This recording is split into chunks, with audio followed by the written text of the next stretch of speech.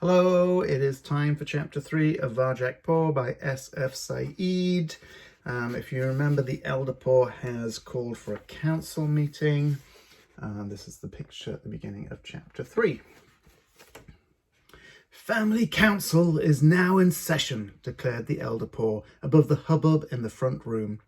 Mother, Father and Aunt Junie were whispering to one another, huddled together on a rug so old it had lost its pattern and faded away. Julius and Jasmine were sitting behind them, nodding seriously, as if they were grown-ups too.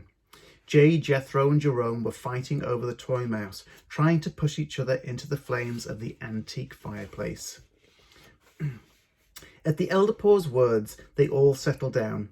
Varjak was sitting quietly on his own at the back, but his mind was burning. This was his first family council. From the Contessa's red velvet armchair, where he stood, the Elder Paw began to speak. "The family tales tell us that when our ancestor Jalal came from Mesopotamia, he wandered the earth for many years before finding a home with the Contessa. Generations of Paws have lived in this house since Jalal's time, but those days may be coming to an end. I believe the Contessa is dead." The older cats gasped. They shot strange looks at one another and shook their heads. A log crackled loudly in the fireplace. The Elder Paw waited until it was quiet again to continue. "She has seldom left her room of late, only to feed us and tend the fire. Our youngest litter, Varjak, Jay, Jethro and Jerome, have hardly seen her. They barely even know what she looks like. She would only let that happen if she was ill. Very ill. And now this gentleman. What we saw today confirms my fears. The Contessa is gone." "Yes, she's probably gone somewhere," said Father. "I'm sure she'll be back, and in the meantime her gentleman friend is looking after us." "He is not her friend," said the Elder Paw. "I remember him. He came to this house years ago, before any of you were born. He and the Contessa had a terrible argument. He wanted to take us away, but she wouldn't let him. She threw him out at the end, shouting and screaming." It was silent for a moment. Varjak saw Father's eyes glint green in the dark. There was no light in the room but the crackling, flickering fire. "This is absurd," said Aunt Junie. She licked her plump paws confidently. "We're purebred Mesopotamian blues, the noblest of cats. Nothing bad can happen to us." "It's silly to alarm the kittens like this," tutted Mother. They're too young and impressionable to understand anything so serious. They'll go and have nightmares now. You see if they don't." "That's right." Father arched his back and stood up. "I don't understand the problem. The gentleman is feeding us better than the Contessa ever did." "But why is he being so nice to us?" said the Elder Paw. "Fancy food, presents. It's too good to be true. And what about those black cats who gave Varjak a scare?" "We all know about Varjak and his tales," declared Father. "No, I see nothing to worry about. I don't believe in those cats. I don't believe the Contessa is dead, and I don't believe this is the same gentleman the Elder Paw remembers. He must be getting confused in his old age." There was a murmur of agreement around the room. Varjak couldn't stop himself. He had to speak. "I saw the men carry something away," he said. "It could have been the Contessa's body." "Varjak!" hissed Mother. "That really is too revolting."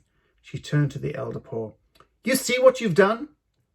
"But it's true," said Varjak, "and so are the cats there." "Shut up, you stupid insect," snarled Julius. "We're the only cats in the Contessa's house, and this is grown-up business, not kitten make-believe."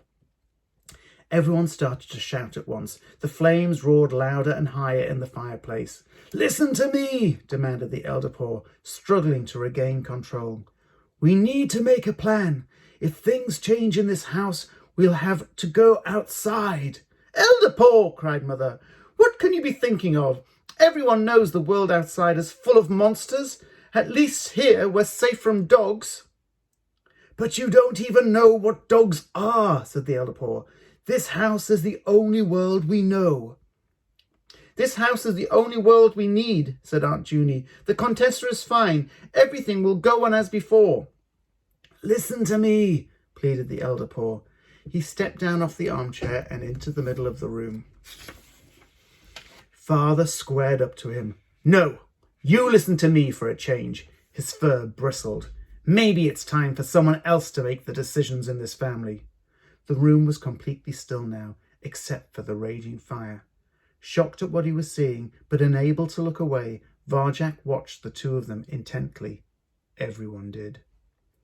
Father began to circle the elder Paw, wordless and menacing. He bared his teeth. He looked twice as big, twice as fierce as normal. His shadow danced across the elder Paw's body in the firelight. He hissed and strode forward.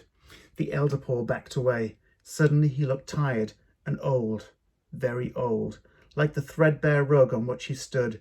I'm just saying we should think. That's enough, blazed Father. This council is over.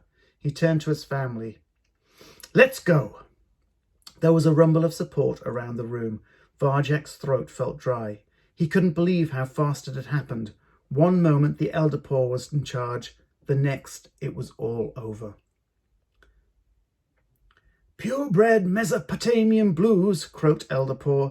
The family of Jalal. Is this what we've sunk to? The council, spat Father, is over.